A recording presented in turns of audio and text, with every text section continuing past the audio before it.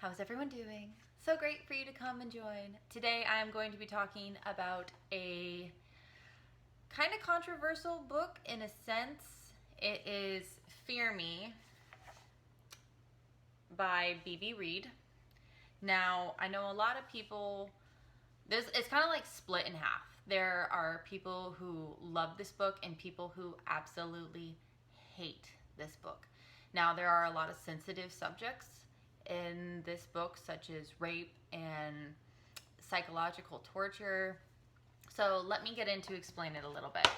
You have your main female character who, her name is Lake, like a large body of water, lake. And there is a boy named Keiran, is how I pronounce it in my head. So the story starts off when they are young.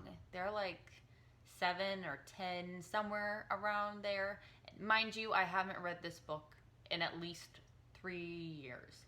So you start out on a playground and Lake goes to help this boy down from part of like the jungle gym where they have like 2 ladders going up and then the straight bars, like a monkey bar set.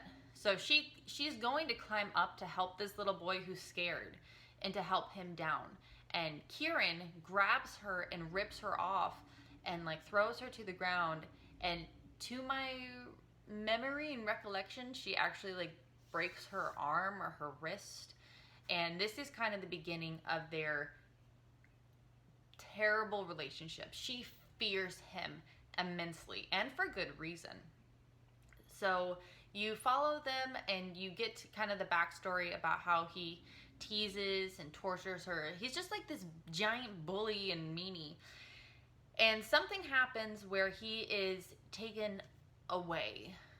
He's gone away somewhere. Someone has accused him of something terrible and he believes it's Lake. So when he comes back to town, Lake is 16, 17, somewhere around there. She's still in high school. She is still a minor. She lives with her aunt. And her aunt goes away on trips often. And one time her aunt is away on a trip. Keiran actually kidnaps Lake, takes her to his home, ties her up, and rapes her.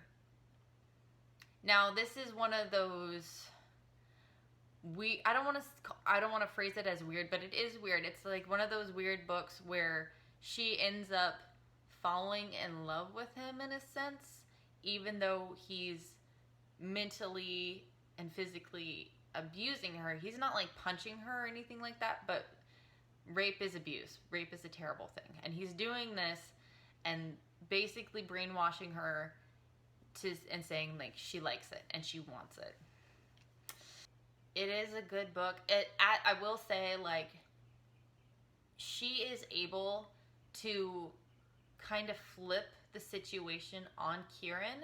She's able to like get in there and mind ninja him into feeling for her. And she's able to prove her innocence in the situation he's accusing her of, because he's accusing her of ratting him out and sending him to juvie or wherever he goes. I can't remember. So she's able to get him to feel for her, which is, I think it's called reverse Stockholm syndrome, if I remember correctly. Don't quote me on that though. So she's able to get him to feel for her, and they do actually somehow come out of this with a good relationship, which is unique. But there's more to the story than meets the eye. You actually get to go back further in Keiran's life and see what happened to him in his younger childhood and what happened with his family and kind of why the way he is. And it's different because he's not like a normal kid. He's kind of like a killing machine. So he's raised to be able to kill without really feeling, if that makes sense. And she is able to get him to feel for her, which basically saves her life.